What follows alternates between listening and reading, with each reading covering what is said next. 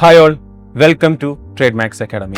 So നമ്മൾ ഇന്നിവിടെ discuss ചെയ്യാൻ പോകുന്നത് ഫോറക്സ് മാർക്കറ്റ് യഥാർത്ഥത്തിൽ എങ്ങനെയാണ് മൂവ് ചെയ്യുന്നതെന്ന് ഒരു ഇൻസ്റ്റിറ്റ്യൂഷണൽ പ്രോസ്പെക്ട്സ് വ്യൂവിലാണ് നമ്മളിന്നിവിടെ നോക്കാൻ പോകുന്നത്. സോ അതിനായിട്ട് മിക്ക ആൾക്കാരും കോമൺ ആയി തെറ്റിദ്ധരിച്ചിരിക്കുന്ന ഒരു കാര്യത്തിൽ നിന്ന് നമുക്ക് സ്റ്റാർട്ട് ചെയ്യാം. മിക്ക ആൾക്കാരുടെ ഒരു തെറ്റിദ്ധാരണയാണ് ആഴ്ചയിൽ 5 ദിവസവും ഫോറക്സ് മാർക്കറ്റ് ഓപ്പൺ ചെയ്യുന്നത് അതാത് രാജ്യങ്ങളിലെ ബാങ്കുകൾ ആ സമയങ്ങളിൽ ഓപ്പൺ ചെയ്യുന്നു എന്നുള്ളൊരു തെറ്റിദ്ധാരണ.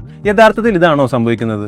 യഥാർത്ഥ കാരണം എന്തെന്നാൽ ഫോറക്സ് പ്രവർത്തിക്കുന്നത് ടൈം സോൺ കൊണ്ടല്ല, മറിച്ച് ഗ്ലോബൽ റിസ്ക് കൊണ്ടാണ്. അപ്പോൾ എന്താണ് ഗ്ലോബൽ റിസ്ക്? വലിയൊരു പ്രൈം ബ്രോക്കേഴ്സിൻ്റെയും സെൻട്രലൈസ്ഡ് ബാങ്കിൻ്റെയും സൂപ്പർ കമ്പ്യൂട്ടേഴ്സിൻ്റെ ഒരു ഡീസെൻട്രലൈസ്ഡ് നെറ്റ്വർക്കാണിത്. ഇന്റർനാഷണൽ ബിസിനസ്സുകാർക്ക് അവരുടെ ക്യാപിറ്റലിൻ്റെ വാല്യൂ എപ്പോഴും കണക്കാക്കേണ്ടി വരുന്നത് കൊണ്ടാണ് ഈ ഒരു ചാർട്ട് എപ്പോഴും ഇങ്ങനെ മൂവ് ചെയ്തുകൊണ്ടിരിക്കുന്നത്. നിങ്ങൾ ഒരു കറൻസി പെയറിൻ്റെ ചാർട്ട് നോക്കുകയാണെങ്കിൽ നിങ്ങൾക്ക് ഒരു ബൈ ആൻഡ് സെല്ലിൻ്റെ ഒരു മൂവ്മെൻറ്റ്സ് അല്ല അവിടെ കാണാനായിട്ട് സാധിക്കുന്നത്. ശരിക്കും യഥാർത്ഥത്തിൽ എന്താണ് സംഭവിക്കുന്നത് വെച്ച് കഴിഞ്ഞാൽ ഒരു വലിയ തുക ഒരിടത്ത് നിന്ന് മറ്റൊരിടത്തേക്ക് മൂവ് ചെയ്യുന്നതിൻ്റെ ഒരു റിയൽ ടൈം ഹീറ്റ് മാപ്പാണ് നമുക്കവിടെ കാണാനായിട്ട് സാധിക്കുന്നത്.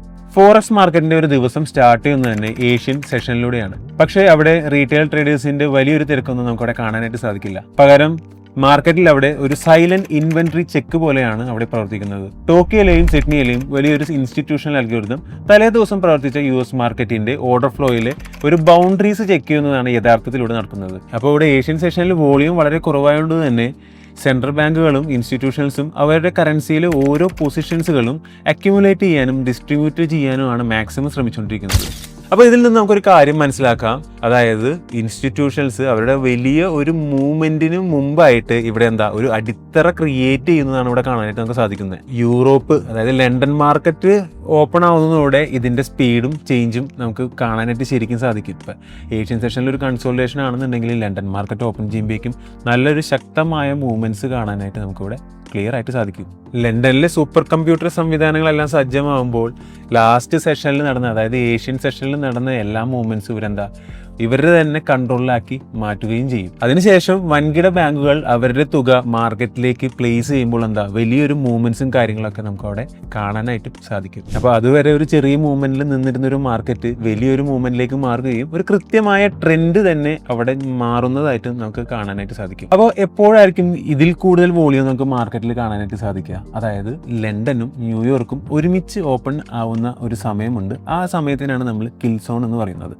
ഈ സമയത്തായിരിക്കും ഏറ്റവും കൂടുതൽ മൂവ്മെന്റ്സ് നമുക്ക് മാർക്കറ്റിൽ കാണാനായിട്ട് സാധിക്കുന്നത്. ഫോറക്സ് മാർക്കറ്റിൽ നമുക്ക് ട്രേഡ് ചെയ്യാൻ സാധിക്കുന്നത് ഏഷ്യൻ സെഷനിലൂടെയാണ്.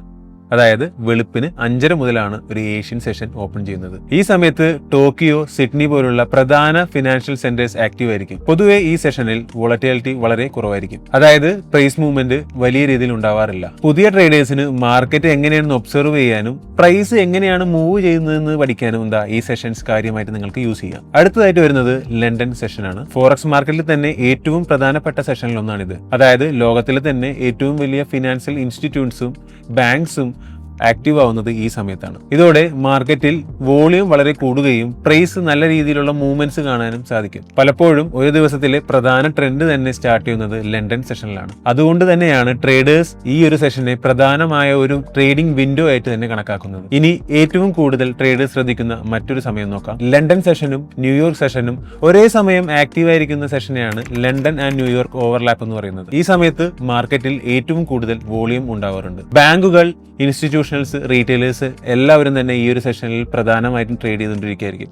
അതുകൊണ്ട് തന്നെ ഈ ഒരു സെഷനിൽ നല്ലൊരു ഫാസ്റ്റ് ആയിട്ടുള്ള മൂവ്മെന്റ്സും കാണാനായിട്ട് സാധിക്കും. അതിനാൽ ഓപ്പർച്യൂണിറ്റീസ് നല്ല രീതിയിൽ കൂടുതലായിരിക്കുമെങ്കിലും റിസ്ക്കും അതുപോലെ തന്നെ കൂടുതലായിരിക്കും. അതുകൊണ്ട് തന്നെ ബിഗിനേഴ്സ് ഈ ഒരു സമയത്ത് ട്രേഡ് ചെയ്യുമ്പോൾ പ്രോപ്പർ ആയിട്ടുള്ള ഒരു റിസ്ക് മാനേജ്മെന്റ് യൂസ് ചെയ്ത് മാത്രം ട്രേഡ് ചെയ്യുക. അപ്പോൾ ഫോറക്സ് മാർക്കറ്റിനെ നമ്മൾ എങ്ങനെ ഏത് രീതിയിൽ കാണണമെന്ന് നമുക്ക് നോക്കാം. പുതിയ ട്രേഡേഴ്സ് മാർക്കറ്റിലേക്ക് വരുമ്പോൾ ഏറ്റവും കോമൺ ആയി കാണിക്കുന്ന ഒരു മിസ്റ്റേക്ക് ആണ് അടുത്ത ക്യാൻഡിൽ ചുവപ്പാണോ പച്ചയാണോ എന്ന് മാത്രം ശ്രദ്ധിക്കുന്നത്. പക്ഷേ ഒരു ട്രേഡർ ആയിട്ട് നിങ്ങൾക്ക് വളരണമെങ്കിൽ മാർക്കറ്റ് എന്തുകൊണ്ടാണ് മൂവ് ചെയ്യുന്നതെന്ന് മനസ്സിലാക്കാനായിട്ട് നിങ്ങൾ ശ്രമിക്കണം. സോ നമുക്കിനി കറൻസി മാർക്കറ്റിനെ ഏറ്റവും കൂടുതൽ ഇൻഫ്ലുവൻസ് ചെയ്യുന്നത് ആരൊക്കെയാണെന്ന് നോക്കാം. വലിയ ബാങ്കുകൾ, ഇൻസ്റ്റിറ്റ്യൂഷണൽസ്, ഗവൺമെന്റ്സ്, ഇൻവെസ്റ്റേഴ്സ് എന്നിവരാണ് കറൻസി മാർക്കറ്റിനെ ഇൻഫ്ലുവൻസ് ചെയ്യാനായിട്ട് ശ്രമിക്കുന്നത്. അതുകൊണ്ട് ഫോറക്സ് മാർക്കറ്റിനെ ഒരു ചാർട്ട് പാറ്റേൺ ആയിട്ട് മാത്രം കാണാതെ ഒരു ഗ്ലോബൽ എക്കണോമിയുടെ ഒരു ഭാഗമായി പഠിക്കാനും ശ്രമിക്കണം. അതാണ് ബിഗിനറിൽ നിന്ന് ഒരു ഇൻഫോംഡ് ട്രേഡറിലേക്ക് മാറാനുള്ള ആദ്യത്തെ സ്റ്റെപ്പ്. നമ്മളിന്ന് സംസാരിച്ച സെഷനിൽ നിങ്ങൾക്ക് ഇഷ്ടപ്പെട്ടത് ഏത് സെഷനാണ്?